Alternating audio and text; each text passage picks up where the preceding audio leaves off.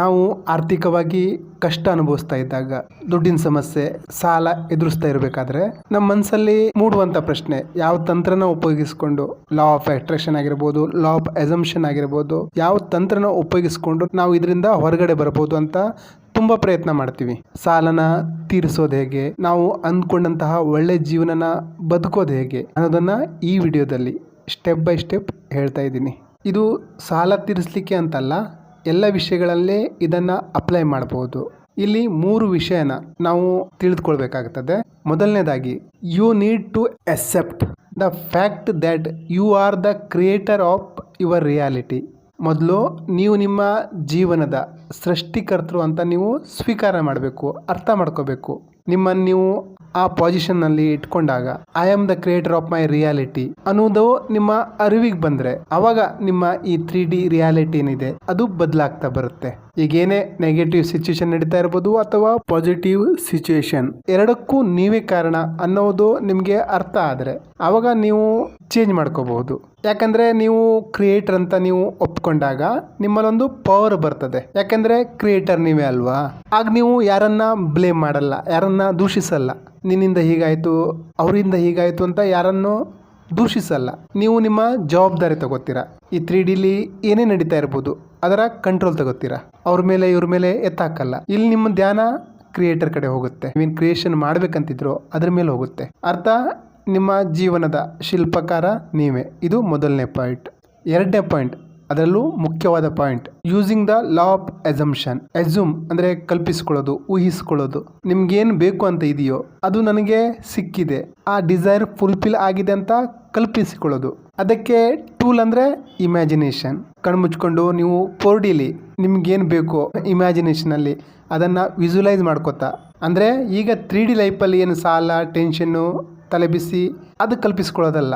ನಿಮ್ಗೇನು ಬೇಕೋ ಸಂಪತ್ತು, ಸಮೃದ್ಧಿ, ಐಶ್ವರ್ಯ ಅದನ್ನು ಕಲ್ಪಿಸಿಕೊಳ್ಳೋದು. ಮಲ್ಟಿಪಲ್ ಸೋರ್ಸ್ ಆಫ್ ಇನ್ಕಮ್ನ ನೀವು ಕ್ರಿಯೇಟ್ ಮಾಡಿದ್ದೀರಾ. ನೀವು ಯಾರ ಮೇಲೂ ಅವಲಂಬಿತರಾಗಿಲ್ಲ. ನೀವು ಯಾವ ರೀತಿ ಬದುಕಬೇಕಂತ ಅಂದ್ಕೊಂಡಿದ್ದೀರೋ ಆ ಜೀವನ ನೀವು ಬದುಕ್ತಾ ಇದ್ದೀರಾ, ಆ ರೀತಿ ಕಲ್ಪಿಸಿಕೋಬೇಕು. ಇಮ್ಯಾಜಿನೇಷನ್ ಮಾಡಬೇಕಾದ್ರೆ ನಿಮ್ಮ ಪಂಚೇಂದ್ರಿಯ ಮುಖಾಂತರ ಅವೆಲ್ಲವನ್ನು ಅನುಭವಿಸಬೇಕು. ಆ ಫೀಲ್ ನಿಮ್ಮ ಒಳಗಡೆ ಮೂಡಬೇಕು. ಆ ಫೀಲ್ನ ಕ್ಯಾಪ್ಚರ್ ಮಾಡಬೇಕು. ಯಾಕಂದರೆ ನಿಮ್ಗೀಗ ಅರ್ಥ ಆಗಿದೆ, ನೀವೇ ನಿಮ್ಮ ಜೀವನದ ಸೃಷ್ಟಿಕರ್ತರು ಅಂತ. ನಿಮ್ಮ ಇಮ್ಯಾಜಿನೇಷನ್ ಕ್ರಿಯೇಟ್ಸ್ ರಿಯಾಲಿಟಿ.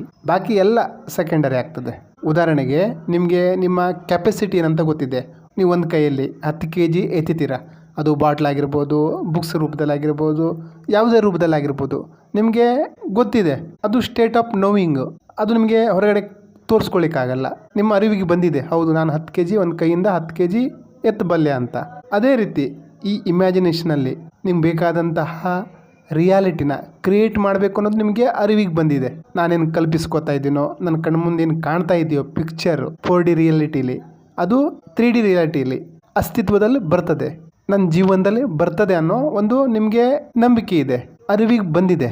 ನೀವು ಈಗ ಸ್ಟೇಟ್ ಆಫ್ ನೋವಿಂಗಲ್ಲಿದ್ದೀರಾ. ನಿಮ್ಗೆ ಚೆನ್ನಾಗಿ ಗೊತ್ತಿದೆ ನಾನೇನು ಇಮ್ಯಾಜಿನೇಷನ್ ಮಾಡ್ಕೋತಾ ಇದ್ದೀನೋ ಅದು ನನ್ನ 3D ರಿಯಾಲಿಟಿಲಿ, ಫಿಸಿಕಲಲ್ಲಿ ರಿಫ್ಲೆಕ್ಟ್ ಆಗ್ತದೆ, ನನಗೆ ಗೊತ್ತಿದೆ. ಯಾಕಂದರೆ ಕ್ರಿಯೇಷನ್ ಪವರ್ ನನ್ನ ಹತ್ರ ಇದೆ, ನಾನೇ ಕ್ರಿಯೇಟರ್. ಎರಡನೇ ಪಾಯಿಂಟು, ಕ್ರಿಯೇಷನ್ ಹೇಗಾಗ್ತದಂದರೆ ಇಮ್ಯಾಜಿನೇಷನಿಂದ. ಈಗ 1ನೇ ಪಾಯಿಂಟ್ ನಿಮ್ಗೆ ಅರ್ಥ ಆಗಿದೆ, ನೀವು ಕ್ರಿಯೇಟರ್, ಕ್ರಿಯೇಷನ್ ಪವರ್ ನಿಮ್ಮ ಹತ್ರ ಇದೆ. ಎರಡನೇದು, ಕ್ರಿಯೇಷನ್ ಹೇಗಾಗ್ತದೆ ಇಮ್ಯಾಜಿನೇಷನಿಂದ. ಇದು ಅರ್ಥ ಆದಮೇಲೆ 3ನೇ ಪಾಯಿಂಟ್, ನಮ್ಮ ಟಾಪಿಕ್ ಸಾಲ. ಸಾಲ ಅಂದರೆ ಏನು, ನೀವು ಸಾಲದ ಮೇಲೆ ಏನು ಫೋಕಸ್ ಮಾಡ್ತಾ ಇದ್ದೀರೋ, ನೆಕ್ಸ್ಟ್ ನೀವು ಎಲ್ಲಿ ನೋಡಿದ್ರು ನಿಮಗೆ ಸಾಲಗಾರರಿಗೆ ಕಾಣ್ತಾರೆ, ಸಾಲನೇ ಕಾಣ್ತಾ ಇರುತ್ತೆ. ಬದಲಿಗೆ ನೀವು ಅದರ ಆಪೋಸಿಟ್ ಯೋಚನೆ ಮಾಡಬೇಕಾಗ್ತದೆ. ನನ್ನ ಹತ್ರ ಜನರ ಹಣ ಇದೆ, ಸಾಲ ಮಾಡಿ ಕೂತ್ಕೊಂಡಿದ್ದೀನಿ, ಇದರಿಂದ ನನಗೆ ಸ್ಟ್ರೆಸ್ ಆಗ್ತಾ ಇದೆ, ಟೆನ್ಷನ್ ಆಗ್ತಾ ಇದೆ. ಇದ್ರ ಬದಲಿಗೆ ನಿಮ್ಮ ಸೆಲ್ಫ್ ವರ್ತ್ನ ಹೆಚ್ಚಿಸ್ಕೋಬೇಕು.